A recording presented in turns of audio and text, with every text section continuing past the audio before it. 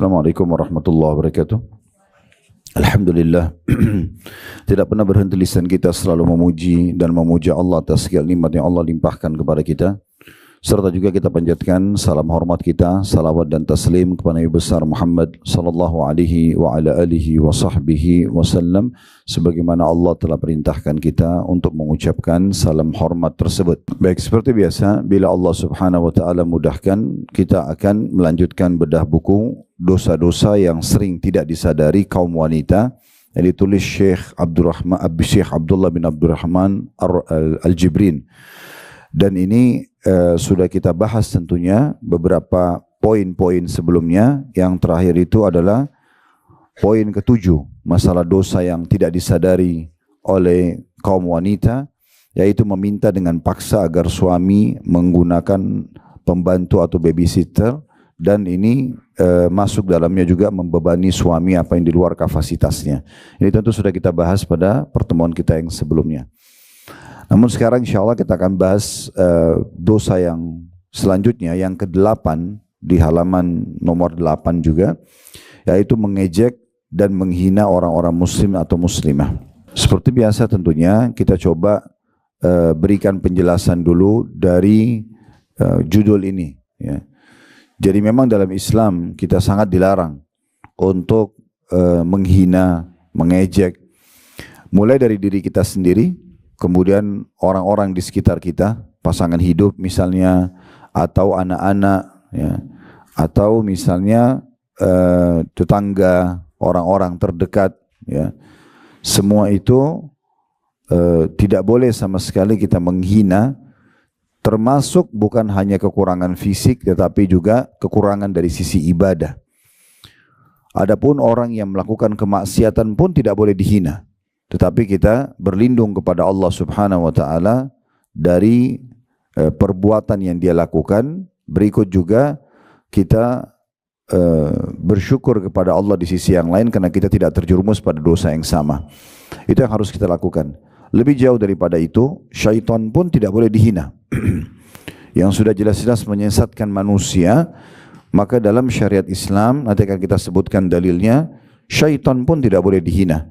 Tapi kalau ada godaannya, maka kita berlindung kepada Allah Subhanahu wa taala dari keburukannya, karena kita tidak pernah tahu seberapa jauh Allah Subhanahu wa taala mengizinkan dan memberikan dia kemampuan untuk menyesatkan kita. Oleh karena itu kita berlindung dari keburukannya. Jadi sekali lagi, kalau ada sesuatu yang buruk di depan mata kita, maka kita tidak boleh menghina. Kita berlindung kepada Allah dari keburukan tersebut agar tidak menimpa kita. Berikut juga kita bersyukur dari sisi yang lain karena kita sedang tidak diuji dengan hal tersebut.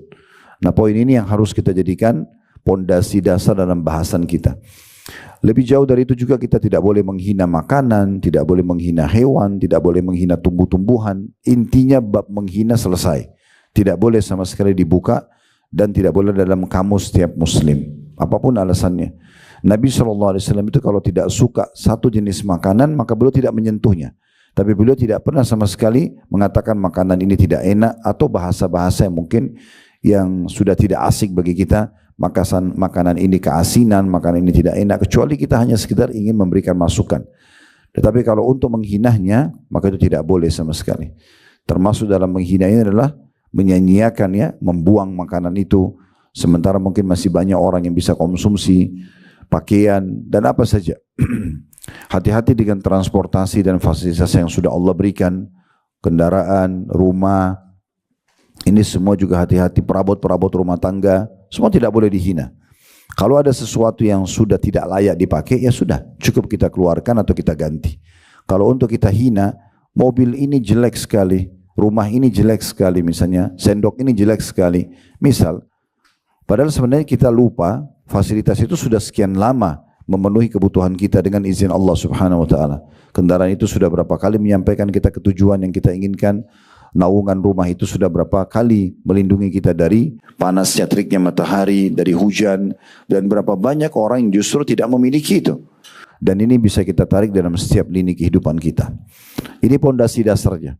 Jadi intinya, di dalam kamus setiap muslim ada hal yang harus dihapus secara total. Menghina, mencaci maki, merendahkan orang lain, putus asa, dendam, Semua ini harus hilang dalam kamus kita sehingga tidak ada celah di hati kita atau di pikiran kita, karena memang dalam syariat ini semua dilarang. Ya. Begitu juga dengan menghina musuh. Kalau lagi berperang, tidak boleh kita menganggap remeh musuh. Pernah kami jelaskan hukum syamata namanya. Syamata ini merendahkan orang lain. Ya. Nabi SAW berlindung mengatakan atau berlindung kepada Allah SWT dari syamatatil ada. Jadi jangan sampai menganggap remeh atau menghina musuh. Walaupun pasukan kita besar misalnya, tidak boleh kita anggap remeh musuh. Salah satu peperangan yang sangat masyhur yang memberikan pelajaran kepada kaum muslimin berhubungan dengan ini yaitu perang Hunain namanya.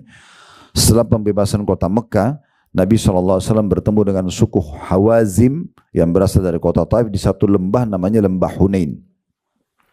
Di situ kaum muslimin memiliki 12.000 pasukan. Belum pernah dalam sejarah umat Islam kekuatan umat Islam mencapai itu. Maka ada di antara sahabat cuma bicara begini saja, mengatakan, kita tidak akan pernah kalah oleh musuh dengan kekuatan sebanyak ini hari ini. Hanya karena perkataan itu Allah uji muslimin, mereka kalah di awal peperangan. Padahal sebenarnya ya tidak perlu melakukan itu. Cukup kita bersyukur kepada Allah karena Allah berikan kekuatan, Allah berikan kesehatan, Allah berikan kesempatan atau kelebihan tanpa harus menganggap remeh apapun yang ada di depan kita. Umar bin Khattab pernah berkata untuk merincikan poin ini sambil mengatakan tentu bukan berhubungan dengan masalah perang tapi contoh yang lain. Beliau mengatakan kalau seandainya ada seorang wanita hamil lewat di depanku dan aku mengatakan perutnya besar ya, aku khawatir Allah membuat perutku jadi buncit. Jadi sampai pada tingkat itu. Oleh karena itu tidak boleh sama sekali menghina apapun. Tidak ada celah dalam syariat untuk menghina. Di sini di poin nomor 8 sebenarnya penulis lebih mengerucutkan masalah menghina dan mengejek orang-orang muslim ataupun muslimah. Tapi tadi yang kami sampaikan adalah umum. Orang kafir pun tidak boleh dihina, hewan pun tidak boleh, fasilitas pun tadi tidak boleh, syaitan pun tidak boleh. Nanti akan kita lebih rincikan di dalam dalil-dalil yang akan kami sampaikan dalam syarah insyaAllah. Baik, saya bacakan dulu di halaman 8 kata penulis, dosa yang tidak disadari oleh wanita yang ke-8 mengejek dan menghina orang-orang muslim atau muslimah, khususnya kaum muslimah yang konsisten terhadap ajaran agama. Secara khusus ini, kalau ada seorang muslim atau muslimah kelihatan dari kehidupan mereka sehari-hari justru lebih dekat kepada Allah dengan hijab syar'inya, dengan pakaiannya, laki-laki mungkin dengan pakaian lebih islami ya. Atau mungkin mereka sudah lebih mendekatkan diri kepada Allah dengan mencari pekerjaan halal, hadiri majelis ilmu. Semua itu tanda-tanda mereka inginkan kebaikan. Maka orang-orang seperti ini lebih pantas untuk tidak diejek. Tentu secara umum tidak boleh. Apalagi kalau orang-orang yang dekatkan diri kepada Allah Subhanahu wa taala, walaupun mereka punya kekurangan. Saya sudah bahasakan tadi cara sederhana, kalau ada sesuatu yang sedang menimpa mereka yang tidak menimpa kita, misal ada di antara orang hadir dalam majelis masih gosip misalnya, atau dia masih ada membuka pintu-pintu dosa, dia sudah hijrah tetapi masih membuka pintu transaksi ribawi, masih membuka misalnya pintu pergaulan dengan lawan jenis yang bukan mahramnya, masih dan itu satu sisi kesalahan dia, tapi nggak bisa kita pukul rata seakan-akan orang ini sudah buruk semuanya. Karena memang ada sisi lain kebaikan dia. Walaupun kita tidak mendukung pelanggaran-pelanggaran yang mereka lakukan. Makanya di sini penulis mengatakan mengejek dan menghina orang-orang muslim atau muslimah, khususnya kaum muslimah yang konsisten terhadap ajaran agama. Dia lupa bahwa dengan hal tersebut dia melakukan sesuatu yang dapat membatalkan keislamannya. Dia dianggap keluar atau murtad dari Islam bila dia mengejek kaum wanita muslimah karena konsisten dengan ajaran-ajaran agama. Misal, jilbabnya kok begitu sih, diolok-olok misalnya laki-laki, kok jenggotnya seperti itu dan segala macam. Padahal sebenarnya yang sedang dia hina bukan fisik orang itu, tetapi syariat Allah Subhanahu wa taala.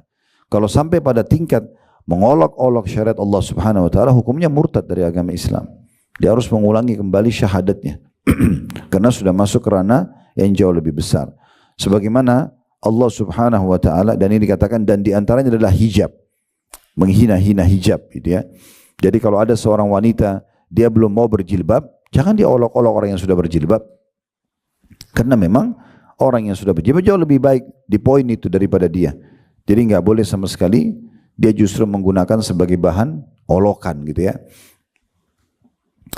Sebagaimana Allah berfirman tentang kaum munafikin di ayat atau di surah At-Taubah surah nomor 9 ayat 65 sampai 66, "Qul abillahi wa ayatihi wa rasuli kuntum tastahzi'un la ta'tadiru qad kafartum ba'da imanikum." Sebenarnya masih ada lanjutan ayat, tapi di sini penulis mengambil saksi bahasan sampai di poin ini saja atau di ayat potongan ayat ini. Sampai kata-kata ba'da imanikum ada jim di atas, itu masih ada lanjutan ayat. Artinya katakanlah, apakah dengan Allah, ayat-ayatnya dan Rasulnya kalian selalu mengolok-olok, tidak usah kalian beralasan, karena sungguh kalian telah kafir sesudah kalian beriman. Jadi ayat ini turun kepada kaum munafikin. Pada masa itu mereka mengolok-olok kaum muslimin, mengolok-olok Rasulullah SAW, mengolok-olok keputusan syariat. Maka turunlah ayat ini. Walaupun pimpinan mereka waktu itu Abdullah bin Abi Salul datang dan Nabi SAW lagi di atas unta, gitu kan. Kemudian dia jalan sementara dia menginjak batu-batu dan tanah. Jadi dia maksudnya terhina posisinya. Dia dibawa Nabi SAW di atas unta sambil dia mengatakan innama kunna nakhudu wa nal'ab, kami hanya bercanda saja. Maka Allah mengatakan qul abillahi wa ayati kuntum tastahzi'un, apakah pada Allah ayat-ayatnya dan Rasulnya kalian mengolok-olok? Jangan kalian minta maaf setelah kejadian ini, karena sungguhnya kalian telah kafir sesudah kalian beriman. Nah di poin ini, Bapak Ibu sekalian, memang kita bisa lihat bagaimana tegasnya syariat Islam untuk tidak boleh mengolok-olok. Kalau sampai pada ranah mengolok syariat Allah Subhanahu Wa Taala, ini kufur. Ini kufur, gitu kan? Seperti orang mengolok-olok Ka'bah misalnya, itu kan, orang mengolok-olok puasa, orang mengolok-olok jihad atau apapun sifatnya. Kalau diolok-olok, kalau kita belum bisa melakukannya, jangan kita salahkan orang yang sudah melakukan. Ya, ini hati-hati sekali. Begitu juga dengan muslimah yang belum bisa menerima syariat poligami, bukan berarti dia harus mengolok-oloknya. Dia belum bisa lakukan, dia. Tapi jangan diolok-olok dan dihina seakan-akan itu satu kesalahan. Nah itu keliru. Kita belum mampu, maka kita jangan mengolok-olok syariat Allah SWT. Jangan olok-olok orang yang meninggalkan pekerjaannya yang haram kepada pekerjaan yang halal, walaupun misalnya pendapatannya lebih sedikit. Misalnya mengatakan kamu kok bodoh banget sih, atau kamu seperti apalah, bahasa-bahasa ini akhirnya membuat menjatuhkan dan merendahkan orang yang sedang menerapkan syariat. Jadi sebenarnya bukan dia sedang menegur, dia bukan sedang berbicara tentang orang itu, tapi dia sedang berbicara tentang syariat Allah Subhanahu Wa Taala. Tapi tadi contoh-contoh yang kami sebutkan seperti misalnya mengolok-olok musuh, mengolok-olok fisik seseorang, tapi tidak ada hubungannya dengan syariat Allah.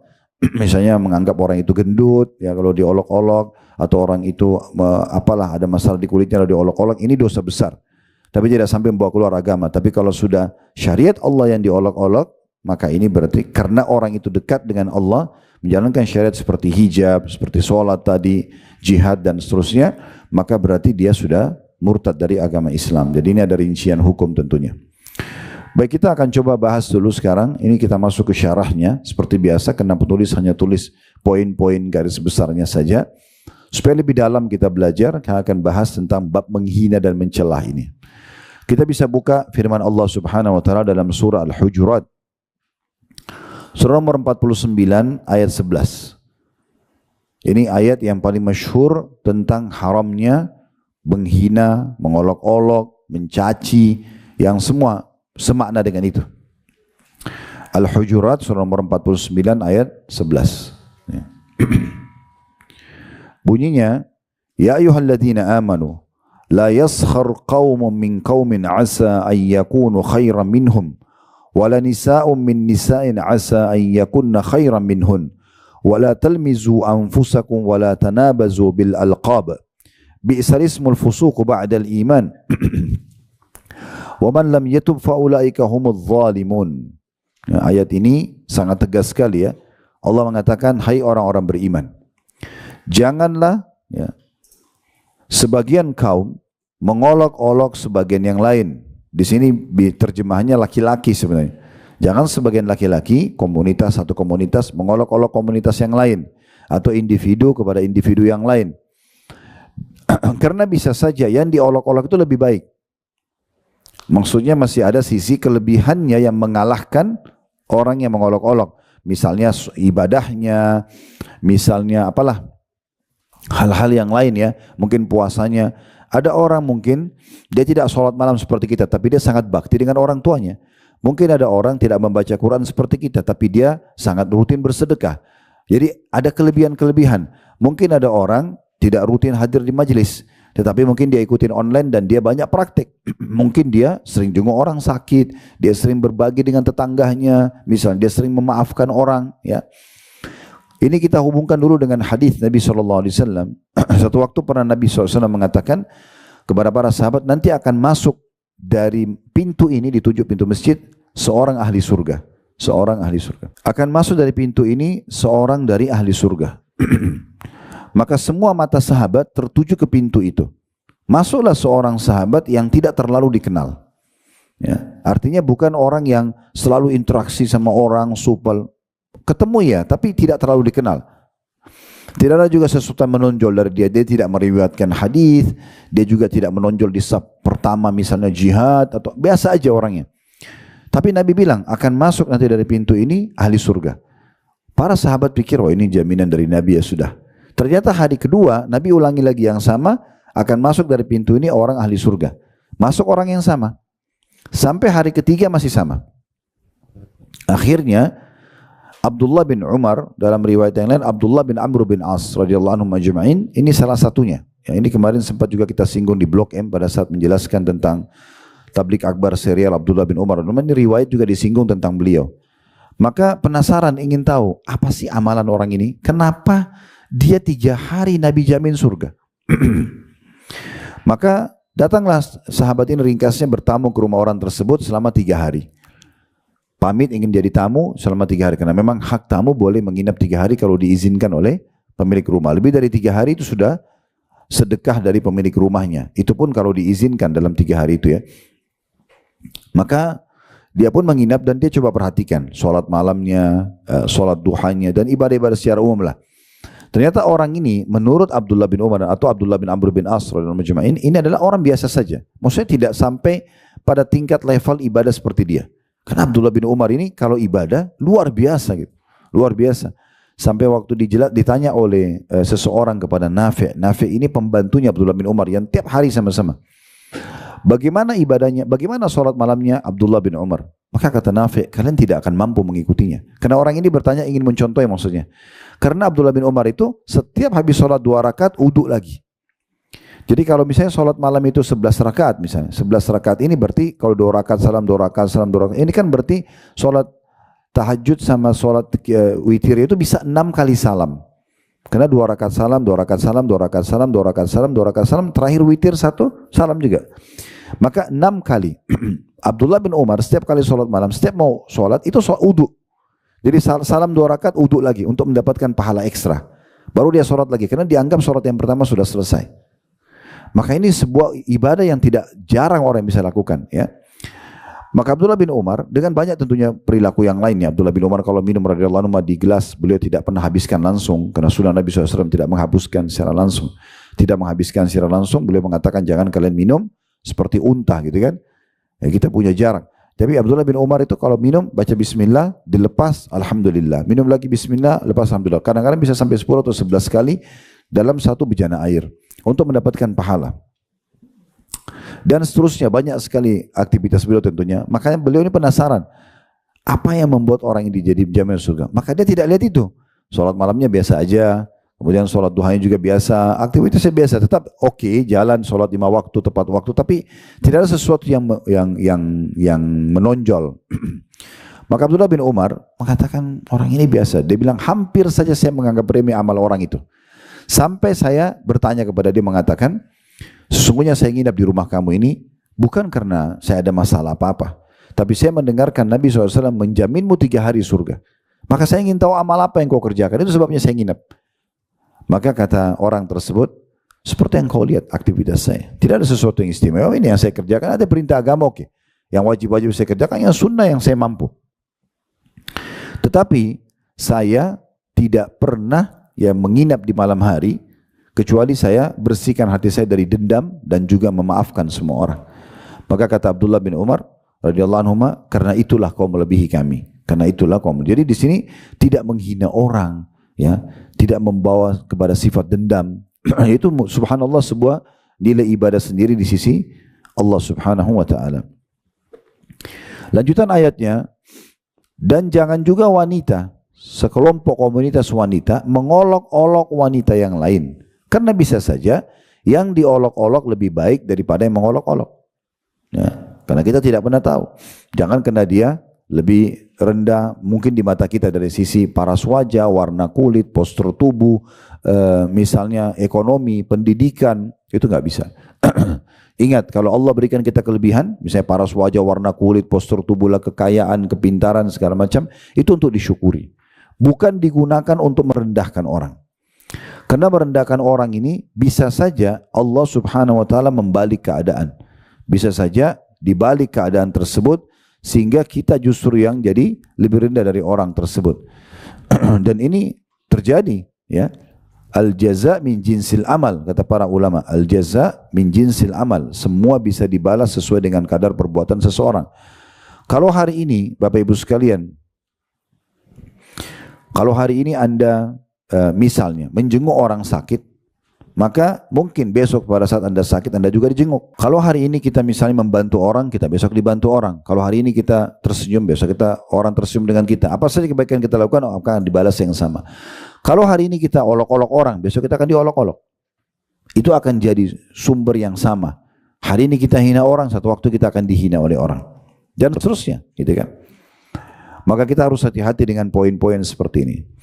Jadi saya ulangi tadi, hai orang beriman, janganlah sekumpulan orang laki-laki merendahkan kumpulan yang lain, karena boleh jadi yang ditertawakan itu lebih baik daripada mereka.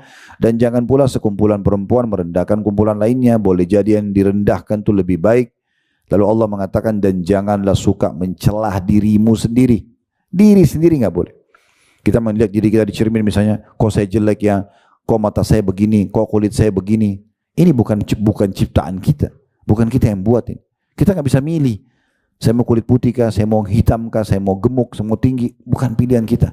Saya mau mata yang bulat, mau yang sipit, itu ciptaan Allah subhanahu wa ta'ala.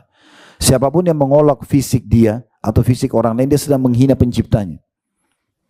Untuk apa kita bicara ini? Ini fasilitas Allah kasih, udah kita nikmati saja.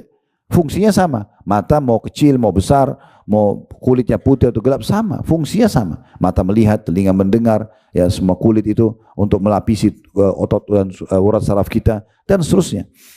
Maka gunakan sebagai fasilitas dan banyak bersyukur kepada Allah subhanahu wa ta'ala. Kalau kita lihat ada sesuatu kurang dari orang, saya ingatkan lagi kembali. Tadi sudah 2 kali saya ulangi, sekarang saya ulangi lagi.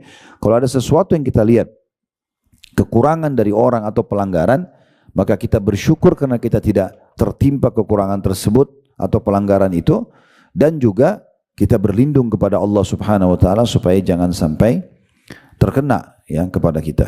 Nah ini poinnya, ini harus kita garis bawahi. Kemudian dikatakan, dan jangan memanggil dengan gelaran-gelaran yang mengandung ejekan.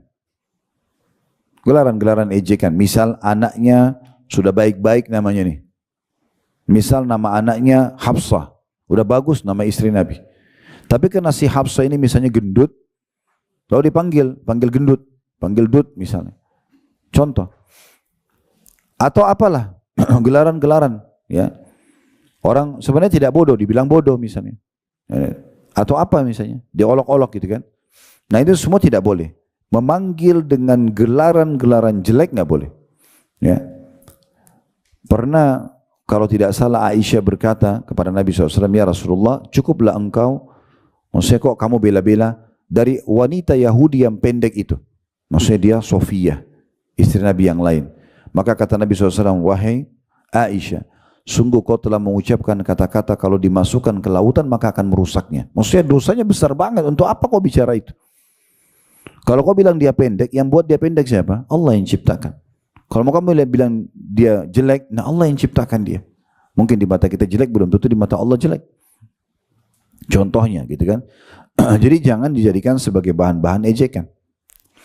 Lalu Allah mengatakan seburuk-buruk panggilan adalah panggilan yang buruk sesudah iman. Kalau sudah belajar begini nggak boleh lagi. Jangan lagi mulai masuk ke situ pada poin itu, menjelek-jelekkan dan seterusnya. Kemudian selanjutnya dikatakan, dan barang siapa yang tidak bertaubat, maka mereka itulah orang-orang yang zalim. Mereka adalah orang-orang yang zalim, yang jahat. Sudah dengar begini tapi tetap aja. Pulang sebentar boba dari pengajian masih olok-olok. Apapun yang kita lihat teman-teman sekalian, ya. Ingat, harus peka. Apa saja. Apa saja. Mau lihat satu pelang itu jelek, terkelupas kuliah, tidak usah dihina. Besi, nggak bisa ngerespon sama kita. Tetap nggak boleh. Udah selesai. Ditutup semua pintu itu. Ditutup semua pintu itu. Jadi dari ayat ini, Bapak Ibu sekalian, kita harus melihat bahwasanya Allah Subhanahu wa taala mengharamkan dari semua sisi. Mengolok-olok, menghina diri sendiri, orang lain. Bahkan sudah sangat peka tadi kita membahasakan hal-hal sampai benda mati pun tidak boleh diolok-olok. Ya. Abu Jurayy radhiyallahu anhu seorang sahabat berkata, "Ya Rasulullah, berikan aku wasiat. Berikan aku sebuah pesan, nasihat, saran di mana aku bahagia dunia akhirat. Berikan aku wasiat." Begitu ringkas sebenarnya permintaannya, tapi tadi itu rincian dari saya. Maka Nabi SAW mengatakan, "La tasubbanna ahada." Jangan pernah kau hina orang lain. Itu nasihat paling baik. Jangan pernah menghina orang lain. Apakah karena lebih kurang secara fisik, paras wajah, kulit tadi, jabatan, ya, mungkin Anda di sini yang punya asisten rumah tangga, jangan diolok-olok, nggak boleh menghina mereka, gitu kan. Apa saja benda-benda, kita mau belanja satu barang, sofa misalnya, tapi ada sofa satu ditampilkan itu rusak, robek, nggak usah dihina, udah tinggalin aja, cari sofa yang bagus, selesai, kan gitu. Makan satu restoran tidak cocok, ya sudah, selesai. Dan kalian nggak usah mampir, nggak usah bilang itu restoran jelek sekali atau apalah bahasa-bahasa yang sama seperti ini. Kita cukup jadikan sebagai pelajaran buat kita, gitu ya. Maka Abu Jurayy rahimahullah berkatakan, setelah wasiat tersebut, aku tidak pernah menghina seorang pun, baik ia seorang yang merdeka ataupun budak. Demikian pula aku tidak pernah menghina unta atau domba. Hewan pun, hewan tidak bisa respon apa-apa. Kita biar marah-marah sama hewan, mungkin hewan tidak terlalu respon, apalagi mengejek-ngejeknya, dia nggak ngerti. Tapi tetap Tuhannya dan Tuhan kita sama. Nah ini penting. Saya sering kasih contoh ini di pengajian, Bapak Ibu sekalian. Kalau seandainya ada kucing lewat di depan kita, lalu kita tendang kucing itu. Misal iseng, ada orang iseng, ditendang kucing itu. Dia pikir kucing itu tidak akan melawan, teriak pergi. Baik, dia lupa kalau Tuhan dia sama Tuhan kucing itu sama. Allah Subhanahu wa taala. Allah Maha melihat. Satu waktu nanti dia jalan pakai sepatu bagus, jalan ke seleo. Kenapa? Hukuman karena tendang kucing kemarin. Hukuman bisa datang. Maka yang paling aman, jangan pernah punya masalah dengan orang. Makanya pernah ada orang datang kepada Abdullah bin Umar radhiyallahu anhu sambil berkata begini, "Tolong tuliskan dan infokan kepada saya semua ilmu." Kata Abdullah bin Umar, "Kalau ilmu luas sekali. Banyak kalau kau ingin dituliskan semua itu. Tapi saya sarankan, kalau kamu bisa dalam kondisi meninggal, ya, meninggal dalam kondisi tidak punya tanggungan dan masalah sama orang, gak pernah tumpahin darahnya, gak pernah rusak namanya, gak pernah caci maki mereka, gak pernah ambil hartanya, maka lakukan. Itu kau akan selamat. Itu kunci. Jadi sebenarnya ilmu itu Bapak Ibu sekalian memang ada teorinya, tetapi yang lebih penting dari teori adalah praktiknya. Berapa banyak orang dengar begini tapi tetap masih olok-olok orang. Berapa banyak orang dengar tentang larangan-larangan tapi masih dilanggar. Berapa banyak orang dengar tentang sebuah perintah agama tapi tidak pernah dikerjakan. Maka tidak bermanfaat bagi dia. Maka seorang yang berkah ilmunya justru orang yang mempraktikkan apa yang sudah dia ketahui. Ibnu Katsir rahimahullah menafsirkan Al-Hujurat ayat 11 tadi. Di dalam tafsir Quran Al-Azim beliau, Allah Ta'ala melarang dari ayat ini merendahkan dan menghina mereka. Siapa saja. Hal ini sejalan dengan makna hadis Nabi SAW, sombong itu menolak kebenaran dan merendahkan atau menghinakan orang lain. Ini adalah perbuatan yang haram. Ini adalah perbuatan yang haram. Ingat ya, tidak suka tinggalkan saja. Tidak suka hindari saja. Tidak usah masuk ke ranah menghina. Karena itu dosa, selesai. Ya. As-Sa'di dalam tafsir beliau, Tafsir Al-Karimur Rahman, menyebutkan tafsir Al-Hujurat ayat 11. Tentu Bapak Ibu nanti kalau selesai acara kita pun, kalau mau lebih dalam bisa ketik di Google tafsir Al-Hujurat ayat 11. Kalau tidak salah ada tafsir web gitu ya, .id kalau tidak salah, atau saya lupa, tapi saya pernah ketik itu dan saya ketik, saya klik ternyata keluar semua tafsirnya. Bagus, hampir dari mungkin 20 ya, kitab tafsir. Nah itu kita bisa lebih perdalam lagi, karena ini yang saya sampaikan sebagian. Ya, As-Sadi mengatakan dalam terjemahannya, tentunya langsung saja, dalam ayat tersebut terdapat kandungan hak seseorang mukmin dan dari mukmin yang lainnya, yaitu jangan menghina atau mencela orang lain, baik dengan kata-kata ataupun perbuatan yang mengandung makna merendahkan sama muslim, dan perbuatan tersebut hukumnya haram. Perbuatan ini menunjukkan bahwa yang menghina atau mencela itu merasa kagum dengan dirinya sendiri. Dia tidak mungkin menghina kecuali karena dia merasa dirinya lebih. Maka itu juga yang mendatangkan dosa. Ya. Ini walaupun hanya bercanda ya, bercanda pun tidak boleh. Ini juga satu, atau ada tradisi-tradisi mungkin kalau arahnya ke sana harus ditinggalkan. Ya, saya tidak tahu kalau Bapak Ibu, tapi kalau kami di Sulawesi Selatan itu sering ada bahasa-bahasa ini ya. Misalnya mungkin itu satu kebiasaan saja, atau mungkin dianggap bercanda, tapi dia lupa kalau itu masuk dalam bab hinaan. Misalnya makan tapi diikuti dengan bodoh, makan bodoh misalnya. Contoh, atau apa saja ya, yang dia gunakan bahasa-bahasa ini sebenarnya mungkin bukan niatnya menghina, tapi dia menghina, masuk ke kosakata ini. Jadi lebih baik dihindarkan atau dihindari daripada kita sampai terjerumus dalam pelanggaran. Kemudian At-Tabari menyebutkan dalam Jami' al-Bayan di tafsir beliau, masih Al-Hujurat ayat 11, Allah menyebutkan secara umum larangan untuk mencela atau menghina orang lain, dan itu mencakup seluruh bentuk celaan. Tidak boleh seorang mukmin mencela mukmin yang lain karena kemiskinannya, karena dosa yang ia lakukan, dan yang lainnya. Keadaan ekonomi yang rendah, di sini perhatikan kata At-Tabari, bahkan dosa yang dia buat. Misalnya ada kita kenal orang berzina, ada kita kenal orang misalnya menipu. Kita berlindung kepada Allah, ya Allah jangan sampai saya terjerumus seperti apa yang terjerumusnya orang ini. Dan kita bersyukur kepada Allah yang kedua karena kita tidak lakukannya. Tapi jangan kita olok dia. Karena olok-olokan ini dilarang dalam agama. Termasuk tidak boleh mencelahnya. Lalu dikatakan ada contoh, pernah ada beberapa sahabat menertawakan betis Abdullah bin Mas'ud radhiyallahu anhu. Abdullah bin Mas'ud ini sahabat yang sangat kurus. Satu waktu beliau pernah naik ke atas pohon kurma, ingin melihat sesuatu gitu ya. Dan karena angin kencang tersingkap betisnya radhiyallahu anhu. Maka karena kurus sekali, betisnya kecil, ada sebagian tertawa, sahabat menertawakannya. Ini mungkin kita pernah lihat ada orang ya, dia tertawa terbahak-bahak, lihat karena gemuknya orang atau kurusnya orang atau karena pendeknya atau apa saja gitu. Maka itu pernah terjadi. Maka Nabi SAW marah kepada sahabat-sahabat yang menertawakan itu. Selain beliau mengatakan walladzi nafsi biyadi lahuma athqalu fil mizani min Uhud. Demi zat yang jiwaku dalam genggamannya, sungguh kedua betis Abdullah bin Mas'ud lebih berat di timbangan amal hari kiamat daripada gunung Uhud. Jangan kalian anggap remeh, bisa saja kurus fisiknya, tapi amalnya lebih baik daripada kalian. Kan itu. Jadi jangan pernah kita anggap remeh. Hadis ini sahih diriwayatkan Imam Ahmad. Aisyah radhiyallahu anha pernah berkata, "Qultu lin Nabi sallallahu alaihi wasallam, hasbuka min Safiyyah kada wa kada." Aku pernah berkata kepada Nabi SAW, cukuplah kamu dari Safiyyah itu, karena begini dan begitu. Qala ba'dur ruwat ta'ni qasirah. Sebagian perawi hadis mengatakan maksudnya Aisyah, pendek tuh istrimu yang satu tuh ya Rasulullah. Dia olok-olok gitu ya.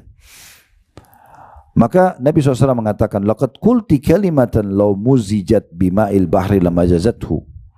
Hai Aisyah, sungguh kau telah mengucapkan kata-kata kalau diletakkan di air lautan maka dia akan merusak dan merubahnya. Hadis ini diriwayatkan oleh Abu Dawud, Tirmidzi dan juga Ahmad. Mau bersaing, bersaing positif. Berikan pelayanan yang baik. Sekarang istri mau bersaing dengan istri yang lain, positif. Pelayanan, kasih sayang, gitu kan, pengorbanan, selesai. Itu akan dinilai. Atau kita punya toko, kita dagang misalnya. Udah kita tunjukkan kualitas kita tanpa harus menjatuhkan toko yang lain. Jangan di toko kita datang orang mengatakan ini berapa, orang pembeli tanya misalnya, ini berapa? Oh ini 100.000 rupiah. Misal pembeli mengatakan, oh di sana saya dapat cuma 75.000 kok. Jangan spontan kita mengatakan, mungkin itu produknya palsu misalnya. Bisa saja memang benar dia dapat lebih murah, sehingga HPP-nya lebih murah gitu, harga pokok penjualannya. Maka kita harusnya introspeksi diri. Oh iya, nanti coba saya cek ya. Kalau saya sih cuma bisa jual dengan harga ini. Anda cocok, alhamdulillah. Tidak cocok, saya belum bisa jual. Selesai. Gak usah kita jatuhkan orang lain. Nah seperti itulah. Sama kalau kita bertamu ke rumah orang, ya, apapun keadaan rumah orang itu jangan hina. Mungkin kita lebih rapi, kita lebih bersih. Oke lah, kita lebih pintar menata. Orang belum bisa, jangan dihina. Itu kelebihan yang Allah berikan kepada kita. Kita bilang alhamdulillah, saya tidak seperti dia. Dan alhamdulillah ya Allah, dan yang kedua aku berlindung kepadamu ya Allah, jangan sampai aku bersifat seperti dia. Nah itu oke. Tapi kalau untuk kita jatuhkan orang lain tidak boleh sama sekali. Bahkan ada satu celah pahala yang banyak luput dari kaum muslimin, yaitu menyempurnakan kekurangan orang lain. Contoh misal kita ketemu sama seseorang, maaf dia punya bau badan tidak enak misalnya. Maka salah satu hal yang positif adalah kita memberikan dia masukan. Saya pernah sampaikan di salah satu ceramah, saya pernah jalan dengan salah satu kerabat jauh tentunya, tapi kami pernah satu mobil sama-sama laki-laki. Terus waktu naik mobil saya mencium bau yang kurang sedap dari tubuhnya. Sementara saya tidak terbiasa dengan itu. Gimana caranya memberikan masukan orang ini? Sementara dia sudah sepuh, sudah berumur gitu.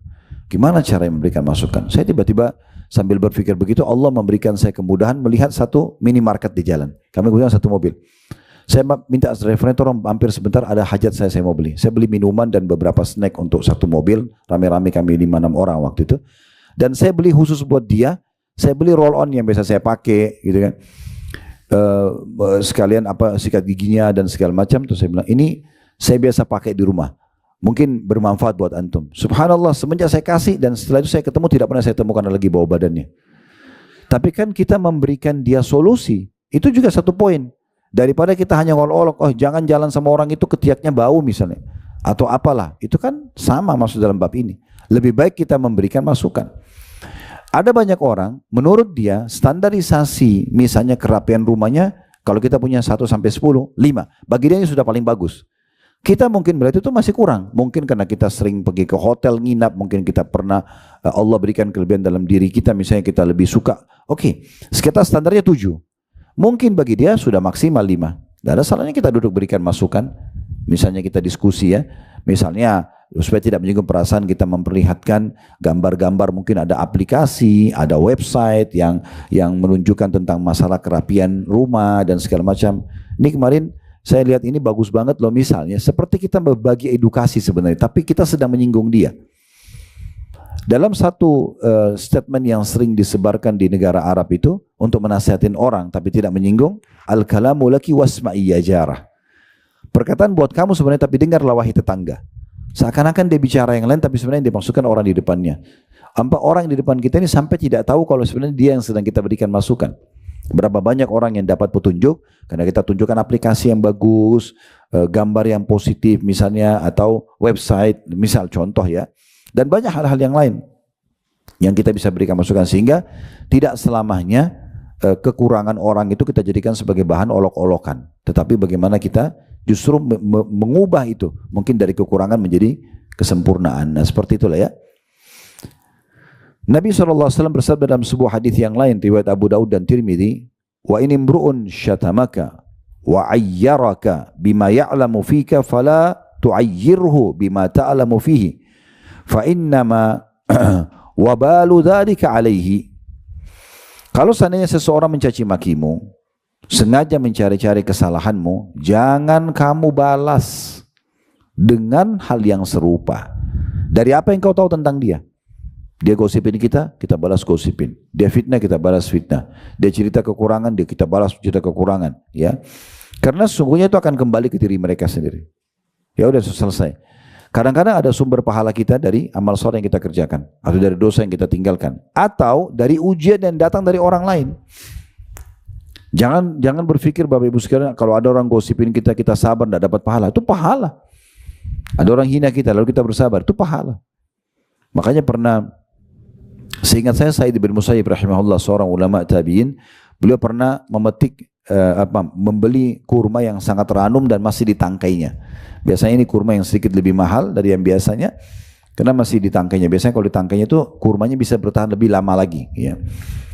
Maka pada saat itu dia baru mau nikmatin kurma itu, ada muridnya datang mengatakan, wahai syekh, wahai imam, bukan syekh, imam, ada seseorang mencaci maki Anda, dia tahu kebetulan tetangganya, maka kata Sa'id rahimahullah, dia tutup kurma tersebut, bawa kurma ini, kasih ke orang itu, dan sampaikan kepada dia, terima kasih dia telah berbagi pahala dengan saya, dan sebagai balasannya kurma ini. Semenjak hari itu orang itu berhenti mencaci maki beliau, ya, karena dia memberikan saran dan nasihat, dan dia tahu sebenarnya dengan serangan orang seperti itu, dia bersabar, maka itu ada sumber pahala sendiri. Tapi kan sakit hati Ustaz, tapi kan gak enak dengar, ya itulah ujian namanya. Ya kan? Pahala sabar didapat kalau ada ujian. Nah, memang ujian memang tidak disukai. Makanya kita bersabar saat itu. Sama dengan orang yang sekarang di Palestina, mungkin di kasat mata kita, wih kesian ya, dibom, kepalanya hancur, badannya putus. Iya. Tapi itulah mati syahid. Mati syahid harus mati.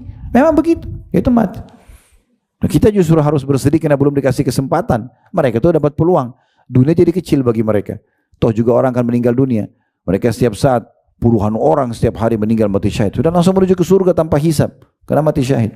Dan memang mati syahid yang masuk surga tanpa hisab, selamat dari fitnah kubur, tidak ada pertanyaan mungkar nakir, tidak ada lagi timbangan amal hari kiamat. Saking sucinya orang mati syahid itu sampai tidak dimandikan lagi jenazahnya, dikubur dengan bajunya sendiri. Bisa memberikan syafaat 70 keluarganya. Ya memang harus terputus kepalanya. Memang harus hancur badannya. Makanya Hamzah radhiyallahu anhu pada saat ditemukan jenazahnya, dan Nabi SAW sendiri sedih melihat.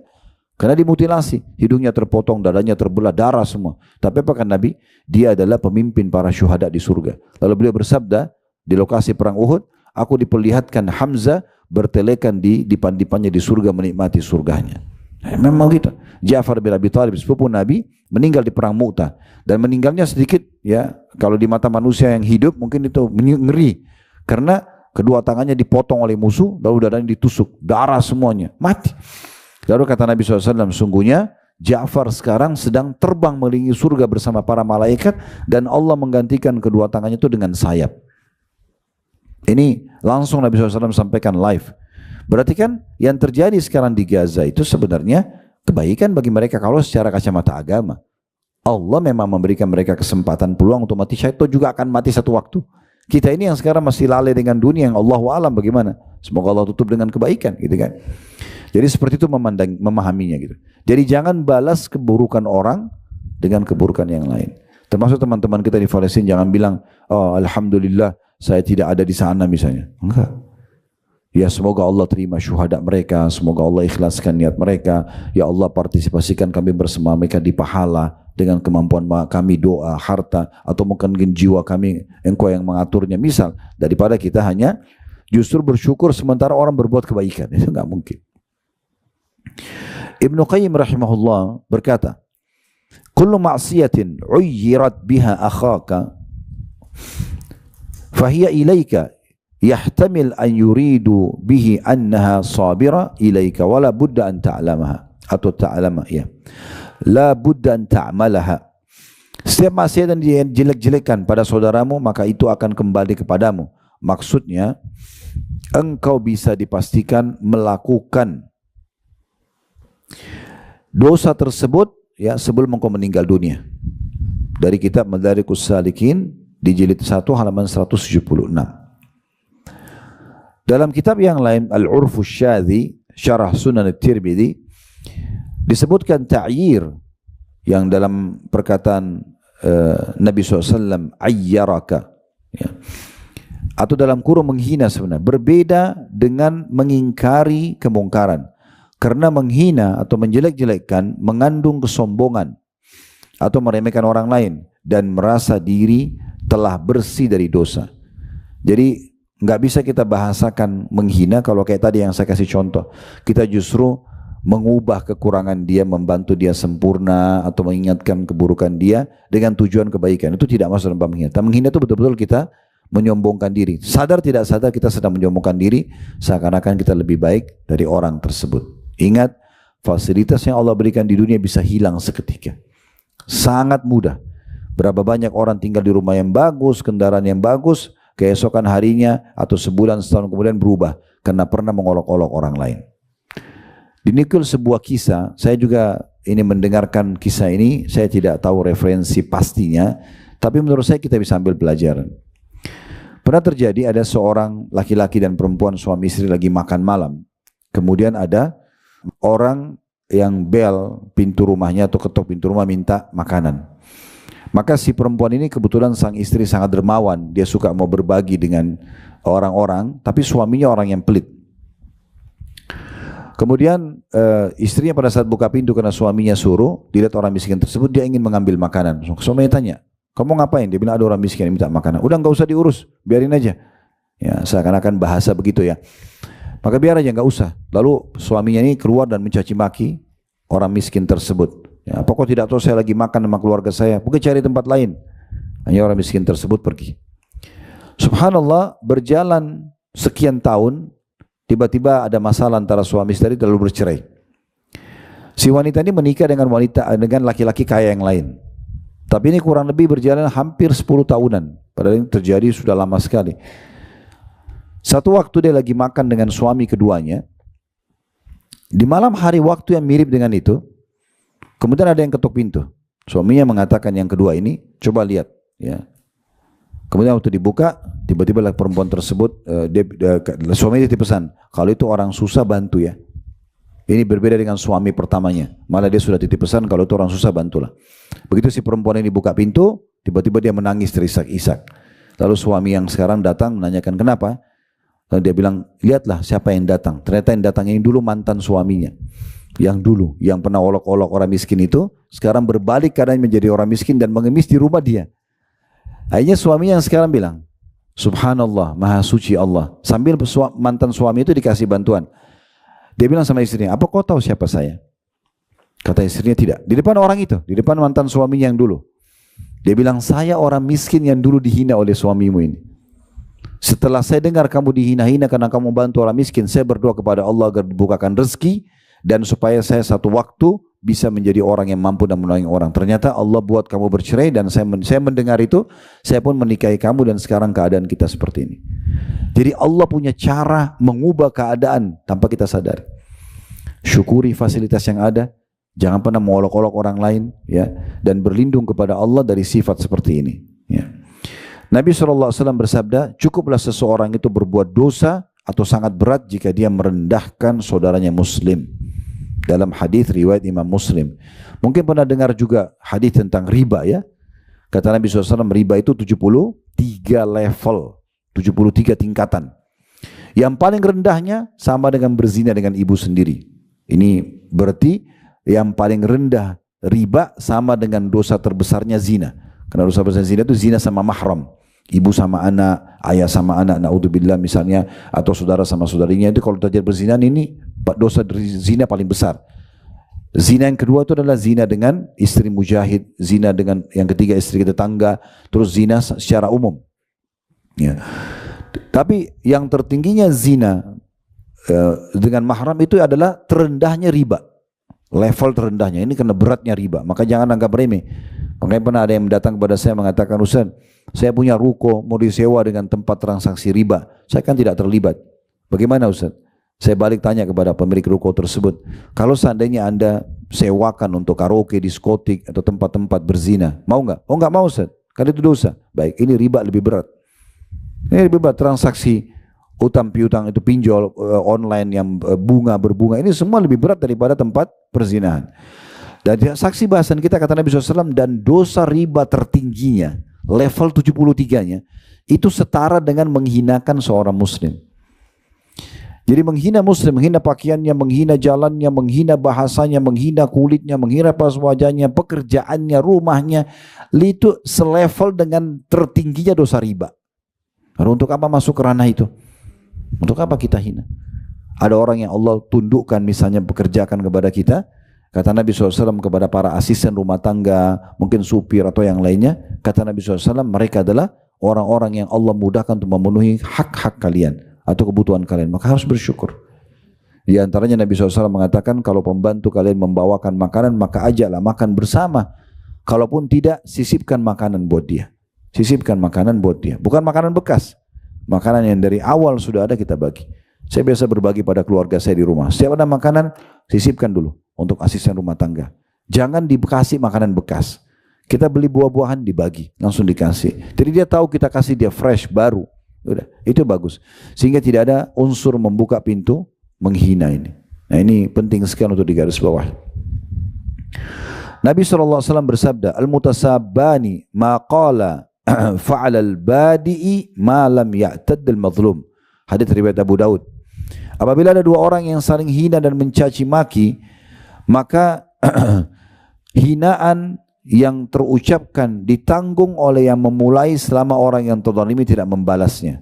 Jadi kalau misalnya ada orang gosipin kita nih, kita sabar, betul-betul memang pegel, tidak enak, tapi kita sabar, kita nggak balas. Maka dosa semua tertimpa kepada yang memulainya. Kita nggak kena. Sampai kita membalasnya. Dari poin ini penting Bapak Ibu sekalian, hati-hati dalam membalas. Ya. Karena membalas ini berarti menandakan kita nggak ada pahala. Yang kedua, bisa saja impas, bisa impas. Misalnya kadar dosa cacian gosipan dia 5, kita juga 5. Tapi jangan lupa, bisa saja lebih. Bisa saja misalnya kadar hinaan dia 5, kadar hinaan kita 7. Berarti nanti pada hari kiamat dia punya hak 2 dari kita. Itu dalam sebuah riwayat pernah disebutkan. Nabi SAW menjelaskan makna hadisnya adalah kalau ada orang yang bertikai, selama ini seperti makna hadis ini, selama yang terzalimi, dihina, dicaci maki, tidak membalas, maka dosa pada orang yang menghinanya, gitu kan? Kalau dia membalasnya maka akan ditimbang di hari kiamat nanti. Seimbang enggak? Kalau seimbang berarti selesai, impas. Tapi kalau yang diserang tadi yang terzalimi ini mencaci lebih besar atau melakukan hal lebih besar, misal contoh ada orang yang fitnah dibalas dengan membunuh, bunuh kan lebih besar. Maka nanti hari kiamat orang yang tadinya jahat itu justru mendapatkan selisihnya. Lalu untuk apa? Sabar aja. Kalau seandainya di muka bumi ini Bapak Ibu sekalian cuman kita sendiri yang dihina, wajar kita marah. Dan semua orang, siapa di antara kita yang tidak pernah dihina? Semua orang melalui itu. Semua orang melalui hinaan, cacian, digosipin orang, difitnah, pasti pernah terlintas dalam hidup kita. Sebagaimana kita semua juga pernah flu, sakit gigi, demam, meriang, itu biasa. Ya, pernah masuk angin, itu semua sunnatullah. Tinggal siapa yang sabar dia beruntung, siapa yang tidak sabar maka dia rugi. Nabi SAW juga bersabda dalam hadis Bukhari Muslim, Sibabul muslimi fusuq wa qitaluhu kufur. Mencela dan menghina seorang muslim kefasikan, keburukan akhlak, dosa. Dan membunuhnya merupakan kekafiran. Maksudnya levelnya sampai pada seperti dosa kekafiran walaupun dia belum keluar dari Islam.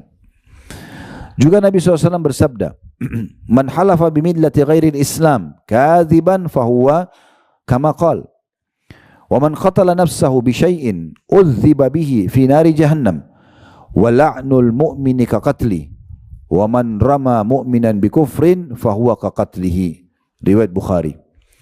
Kata Nabi SAW, siapa yang bersumpah dengan selain agama Islam, misalnya dia bilang saya bersumpah atas agama Kristen misalnya, mungkin itu tidak ada, tapi kalau ada orang bersumpah gitu, ya, walaupun dia berdusta sebenarnya, maka dia seperti yang dia ucapkan, seakan-akan dia orang kufur. Dan siapa yang membunuh dirinya dengan sesuatu benda, misalnya pisau, racun, maka dia akan disiksa terus dengan benda itu di neraka jahanam. Dan ingatlah, melaknat seorang mukmin, mengucapkan kata-kata tidak baik, ya, sama dengan hukum membunuhnya. Dan siapa yang menuduh seorang muslim dengan orang mukmin dengan kekufuran, maka sama dia membunuhnya. Hadis ini diriwayatkan oleh Imam Bukhari. Hadis yang lain diriwayatkan Tirmidzi dan juga Ibnu Ahmad. Kata Nabi SAW, Laisal mu'minu bit-ta'ani walal la'ani walal fahish walal badi. Bukanlah sifat orang mukmin. Ini harus berarti tidak ada di kamus kita. Enggak boleh ada di kamus, di benak kita tidak ada. Jangan lintaskan di lisan kita, jangan lintaskan di hati kita. Bukanlah sifat orang mukmin banyak menghina dan mencela, atau mencela dan menghina intinya. Karena sekali kita buka ini, kita akan terbiasa. Orang yang biasa menghina pembantunya, menghina temannya, menghina pakaian, tas, sepatu, penampilan, rumah, apalah kendaraannya segala macam. Sekali dia buka, akan terbuka terus.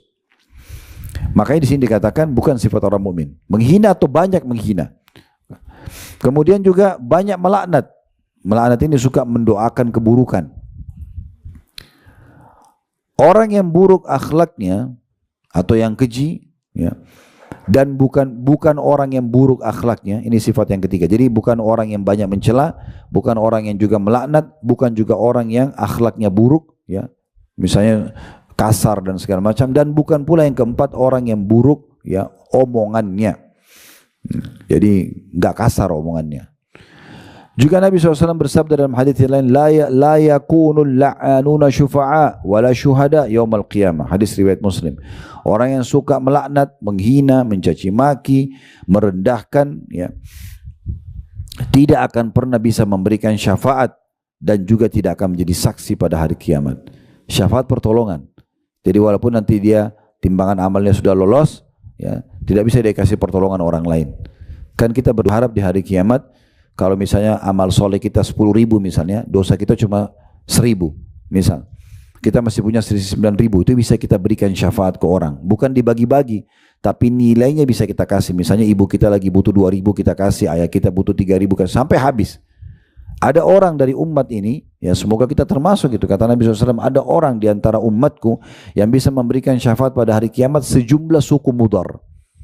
Mudar ini suku Arab yang paling banyak anggotanya, bisa jutaan orang. Ada orang hari kiamat bisa dia tolong sampai jutaan orang karena banyaknya amal solehnya. Nah ini orang yang suka mencaci maki, menghina, di hari kiamat tidak bisa memberikan syafaat. Tidak ikut juga memberikan kesaksian bersama Nabi Muhammad SAW. Jadi nanti kesaksian itu contohnya, Nabi SAW mengatakan akan didatangkan Nabi Nuh pada hari kiamat. Lalu Allah Subhanahu Wa Taala berkata kepada Nuh, hai Nuh, ya, bagaimana kau dengan apa yang aku tugaskan? Kata Nabi Nuh, aku sudah menyampaikan ya Allah, tapi mereka menolak. Lalu kata Allah SWT kepada para malaikat, datangkan kaumnya Nabi Nuh yang kufur, didatangkan. Lalu kemudian ditanyakan kepada mereka, apakah Nuh sudah menyampaikan agama kepada kalian? Mereka bilang belum, kami tidak pernah tahu ini Nuh. Berbohong mereka. Maka kata Allah SWT kepada Nabi Nuh, siapa saksimu? Kata Nabi Nuh, Muhammad dan umatnya. Maka datanglah Nabi Muhammad SAW bersama kita untuk memberikan kesaksian kalau memang betul ya Allah, engkau telah sebutkan dalam kitabmu Al-Quran, dalam kisah Nabi Nuh, ada surah Nuh, ada dalam kisah Al-Anbiya, ya, disebutkan, dan beberapa surah-surah yang lain diceritakan tentang Nabi Nuh, sehingga tegaklah hujah atau argumentasi kepada kaum Nabi Nuh yang kafir dan mereka akan dimasukkan ke dalam api neraka. Ini yang dimaksud dengan syuhada, mereka bisa memberikan kesaksian pada hari kiamat. Kemudian juga Bapak Ibu sekalian, larangan-larangan mencela ini cukup banyak. Kalau dalilnya diantaranya tidak boleh mencela hewan. Dari hadis Abi Barza Al-Aslami radhiyallahu anhu, qala bainama jariyatun ala naqatin 'alaiha ba'da mata'il qaum id basurat bin Nabi sallallahu alaihi wasallam wa tadayak bihim al-jabal faqalat hal Allahumma al'anha. Qala faqala Nabi SAW, la tusahibna naqatun 'alaiha la'nah. Dari Abu Bakar radhiyallahu anhu al-Aslami, beliau mengatakan ketika seorang budak wanita berada di atas seekor unta tunggangan dan di atas unta itu terdapat barang milik orang-orang lain. Ketika unta itu melihat ke Nabi SAW sedangkan jalan, ya, pada saat itu di antara gunung yang agak sempit dengan yang mereka lewatin, maka budak wanita itu berkata kepada unta tadi, karena kaki unta itu sedikit, ya, seperti mau keseleo, dia mengatakan, ya, kemudian cepatlah wahai unta. Maka dia mengatakan, ya Allah, laknatlah unta ini, kata wanita tersebut, karena dia ingin untanya jalan cepat, untanya belum mengikutinya. Maka kata Nabi SAW, unta yang sudah dilaknat tidak boleh menemani kami. Dalam hadis riwayat Muslim. Jadi nggak boleh kita mencaci maki, gitu ya. Kalau mungkin sekarang kita motor, mobil, ya, oh jelek banget mobil ini, kenapa begini dan begitu, mencaci maki kendaraannya sendiri. Juga kita tidak boleh menghina ayam jantan, ya. Mungkin ada sebagian orang tidak suka dengar kokokannya misalnya, gitu kan, atau rupanya. Kata Nabi SAW, la tasubud diq, jangan kalian mencaci maki ayam jantan itu, fa innahu yuqidu shalah atau yuqidu lis-shalah, karena ayam jantan itu bisa membangunkan orang sholat. Hadis riwayat Abu Daud. Dan juga kata Nabi SAW, kalau kalian dengarkan ayam jantan berkokok, mohonlah rahmat Allah karena dia sedang melihat para malaikat, gitu kan. Dan sebaliknya kalau kalian mendengarkan gonggongan anjing, maka berlindunglah kepada Allah dari syaitan karena mereka sedang melihat syaitan tersebut, ya. Juga larangan ada mencelah masa, waktu, menganggap ada hari sial, waktu sial, ya. Karena kata Nabi SAW dalam hadis riwayat Muslim, la tasubud dahar fa inna Allah huwad dahar. Jangan pernah kalian mencaci maki dan menyalahkan waktu, karena Allah pencipta waktu itu. Ya, saya tidak tahu di kota Bapak Ibu sekalian, saya pernah punya pengalaman di kota Makassar. Satu waktu pernah, ini kisah mungkin 15-17 tahun yang lalu, saya waktu masih di sana, kebetulan saya memegang yayasan ayah saya di Makassar, dan ada anak sahabat ayah saya. Waktu itu sepantaran sama saya, lebih muda sedikit. Kemudian dia minta pekerjaan, saya sepakat sama ayah untuk pekerjakan. Hari pertama dia kerja, dia pakai motor yayasan. Lama kami tugaskan satu tempat, lama dia nggak balik. Begitu balik sudah luka-luka, ya. Luka-luka, dia jatuh, rupanya dia tabrakan sama orang yang sedang jadi korban pun dibawa sama dia. Kebetulan Allah amanakan ada klinik di rumah orang tua kami, kemudian diobatilah di situ. Setelah selesai negosiasi dan orang itu sudah maafkan, ada saya dengar, karena di klinik itu ada suster-suster di situ, kemudian mereka ngomong, ya, dari jauh saya dengar, mereka bilang, itu kan karena hari Selasa. Ya, itu bahasa dia, saya nggak tahu di Anda juga sama nggak. Terus saya karena nggak tahu, saya bilang, memang kenapa hari Selasa? Dari jauh saya ngomong gitu. Kata mereka, Ustaz nggak tahu ya, hari Selasa kan hari sial. Pernah dengar gak itu? Hah? Loh, saya bilang, dari mana ini hari Selasa hari sial? Tidak ada dalam Islam hari sial, tidak ada waktu sial. Lalu saya sebutkan hadis ini, ya, jangan kalian mencaci waktu-waktu karena Allah yang menciptakannya, gitu kan? Ada hari dan waktu lebih baik dari yang lain, iya, tapi yang lebih buruk nggak ada. Hari Jumat lebih baik daripada hari lain, Ramadan lebih baik daripada bulan lain. Ada tempat lebih baik, Mekah dan Madinah lebih baik dari tempat lain, tapi bukan berarti tempat lain buruk, kan begitu. Nah ini sampai pada level waktu pun tidak boleh dicaci maki. Misal Anda tidak suka malam, Anda lebih suka siang aktivitas, tidak boleh caci maki malam. Anda lebih suka malam karena bisa istirahat, jangan caci maki siang, dan seterusnya. Enggak ada waktu yang perlu kita caci maki, semua waktu baik. Mau dari awal terbit matahari, mau mulai terbit matahari, mau mulai siang terik, mau mulai sore hari, mulai malam masuk, pokoknya semua nggak boleh dicaci maki. Semua dianggap itu adalah waktu yang baik. Tinggal bagaimana kita menikmati saja di waktu-waktu itu, mengisi dengan hal-hal yang positif. Ada juga larangan tidak boleh mencaci maki angin, ya, berhembus, ya. Kalau angin biasanya yang sepoi-sepoi kita suka, tapi karena mungkin ada angin yang agak kencang, ada badai, nggak boleh dicaci maki. Kata Nabi SAW, la tasubbur riha fa idza ra'aitum minha ma takrahun faqulu Allahumma inna nas'aluka min khairi hadhihi ar-rih wa min khairi ma fiha wa min khairi ma ursilat bihi wa na'udzubika min syarri hadhihi ar-rih wa min syarri ma fiha wa min syarri ma ursilat bihi. Hadis riwayat Tirmidzi dan juga Ahmad. Kata Nabi SAW, jangan kalian mencaci maki angin. Kalau kalian melihat sesuatu yang kalian tidak suka, angin kencang, angin badai, ada debunya, maka ucapkanlah, ya Allah, aku mohon kebaikan yang dibawa oleh angin ini, dan aku kebaikan angin ini dan kebaikan yang dibawa olehnya, dan kebaikan yang juga dia dihembuskan karenanya. Dan aku berlindung kepadamu ya Allah dari keburukan angin ini, keburukan ya yang ada di dalamnya dan keburukan yang dihembuskan karenanya. Jadi kita memohon seperti itu. Ya. Sama dengan kalau kita dengar guntur, lihat petir, jangan dicaci maki. Ya. Kita berlindung kepada Allah Subhanahu Wa Taala dari keburukannya dan minta kebaikannya. Tidak boleh mencaci maki demam, penyakit. Ya. Sebagaimana hadits Jabir radhiyallahu anhu, di mana Nabi SAW kata Jabir bahwasanya Nabi SAW dakhala ala ummu Sa'ib atau ummul Musayyib tuzafzifin. Kebetulan Nabi SAW masuk mengunjungi seorang wanita bernama Ummu Sa'ib atau Ummul Musayyib yang kebetulan waktu itu lagi dalam kondisi meriang, demam. Qalat al-humma la barakallahu fiha. Maka Nabi SAW tanya, malaki tuzahzafin, kenapa kamu begini keadaannya, ada apa gitu. Dia mengatakan demam, semoga Allah tidak berkahi demam ini ya Rasulullah.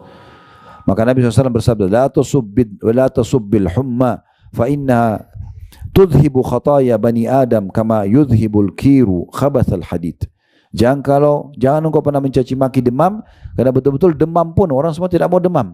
Kita merasa kayak enggak enak kalau demam itu kan panas sekali.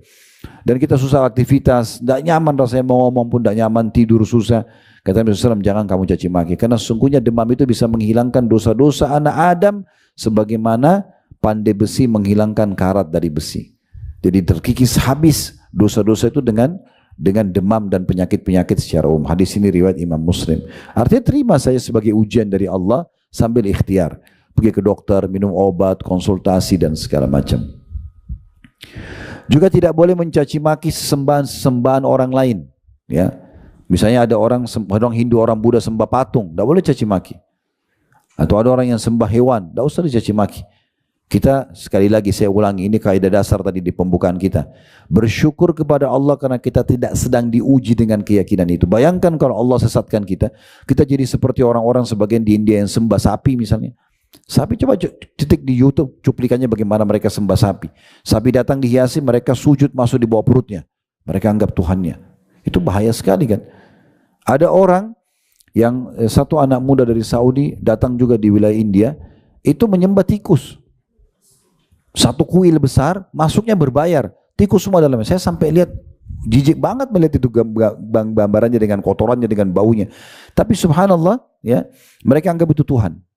Mereka anggap itu disembah. Mereka kasih makan, mereka segala macam. Dan mereka ada satu kayak pintu ditutup pakai penjara, ada kayak jaring penjara. Mereka bilang di sini akan keluar di waktu tentu tikus berwarna putih. Kalau keluar berarti waktunya diterima hajatnya. Maksudnya kalau kita kayak mustajab doanya gitu. Nah itu ada di antara mereka. Ada orang macam-macam, ada yang sembah patung. Patung itu mereka yang ukir, mereka yang bentuk matanya, hidungnya, tapi disembah. Padahal tidak bisa bergerak, tidak bisa ngomong. Nah tetap kita tidak boleh caci maki. Kita berlindung kepada Allah dari keyakinan itu dan bersyukur satu sisi kita tidak diuji seperti mereka. Sebagaimana Allah sebutkan dalam surah Al-An'am, surah nomor 6 ayat 108 yang bunyinya, "Wala tasubbul ladzina yad'una min dunillahi fayasubbullaha adwan bighairi ilm." Al-ayat. Jangan pernah kalian mencaci maki semua yang disembah selain daripada Allah. Maka nanti, atau orang-orang yang menyembah selain Allah, karena nanti mereka akan mencaci maki Allah dengan kebencian sementara mereka tidak punya ilmu. Sebagaimana kita juga tidak boleh mencelah ya orang lain sehingga mereka mencela kita. Seperti kata Nabi SAW, ya tidak larangan orang mencela orang tuanya.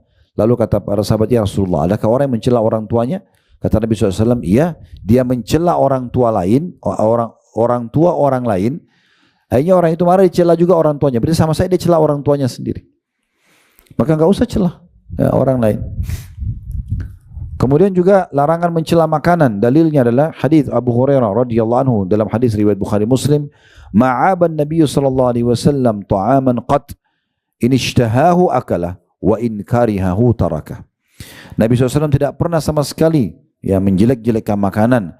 Kalau beliau suka, beliau makan. Beliau tidak suka, maka beliau tinggalkan. Cuma sebatas itu saja. Yang saya bilang tadi, saya janjikan, saya mau sampaikan larangan mencela syaitan. Syaitan. Ya. Ini ada pernah salah satu kerabat kami, waktu ngomong-ngomong masalah yang menyesatkan manusia syaitan, pimpinannya adalah iblis. Dan saya sempat jelaskan masalah qarin, pendamping kita dari syaitan. Karena ada pendamping dari malaikat yang selalu ingatkan kebaikan, kayak kalau kita dengar solat, azan, ada bisikan ayo solat, nah itu dari malaikat. Ada orang miskin bantu itu dari malaikat. Di situ kita tahu ada keberadaan malaikat. Kalau ada yang mengatakan udahlah nanti aja, tunda aja solatnya, atau itu orang masih mampu, ini dari syaitan. Maka kita tergantung ikuti siapa gitu. Waktu saya jelaskan ini, maka dia sambil tidak tahu dia serius atau tidak, tapi dari mukanya dia serius, masih anak muda gitu ya, masih remaja. Karena waktu itu saya ingin memberikan nasihat kepada mereka. Maka dia sambil balik ke arah kirinya, dia begini, ini memang qarin saya, sambil mau nonjok itu ceritanya. Padahal dia nggak bisa lihat. Nah ini tidak ada manfaatnya. Tidak ada manfaatnya.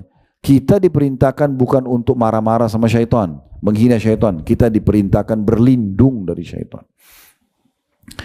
Kata Nabi SAW, la taqul ta'isa syaitanu fa innaka idha qulta dhalik ta'azama hatta yakuna mithlal bait. Jangan pernah kalian mengatakan celaka syaitan ini, karena kalau kau ucapkan itu syaitan akan membesar sampai seperti sebuah rumah. Wa yaqul biquwwati walakin kul bismillah. Karena syaitan akan bilang, tuh lihat tuh, karena kekuatanku. Jadi syaitan makin sombong karena kita malah mencelah dia gitu ya. Tapi ucapkanlah walakin kul bismillah, tapi ucapkan bismillah. Fa innaka idza qulta dzalika tasagara hatta yakuna mithla dzubab. Karena kalau kau ucapkan bismillah, maka syaitan itu akan jadi kecil sampai seperti seekor lalat. Ya. Hadis ini diriwayatkan oleh Ahmad, Abu Daud dengan sanad yang sahih. Saksi bahasan kita potongan awal hadis, la taqul ta'isa syaitan. Jangan pernah kalian menghina syaitan. Syekh Ibn Utsaimin rahimahullah berkata sebagai penutup ya, al-insanu la yu'mar bila'ni syaitan. Manusia tidak pernah disuruh untuk mencaci maki syaitan. Wa innama umira bisti'adzati minhu. Tapi diperintahkan untuk berlindung darinya. Kama qala ta'ala, sebagaimana Allah berfirman, wa imma yanzagannaka minasyaitan nazghun fasta'id billahi innahu samiun alim. Kalau syaitan sudah mulai merasuki dan menggodahmu, maka berlindunglah kepada Allah dari syaitan tersebut, sungguh dia maha mendengar lagi maha mengetahui. Diambil dari fatwa Majmu' Fatawa Ibnu Utsaimin jadi 3 halaman 125. Artinya kalau sampai syaitan pun gak boleh kita hina, kan apalagi yang lainnya. Dan sudah tadi panjang lebar kita sampaikan contoh-contohnya berhubungan dengan masalah ini. Kesimpulannya, tutup semua pintu celaan dan hinaan. Selesai. Ya. Dan yakinlah, kalau ada pun manusia yang melakukan itu pada kita, kita sedang panen pahala. Senyum saja. Toh semua orang juga melalui masa-masa seperti ini. Allahu a'lam. Baik.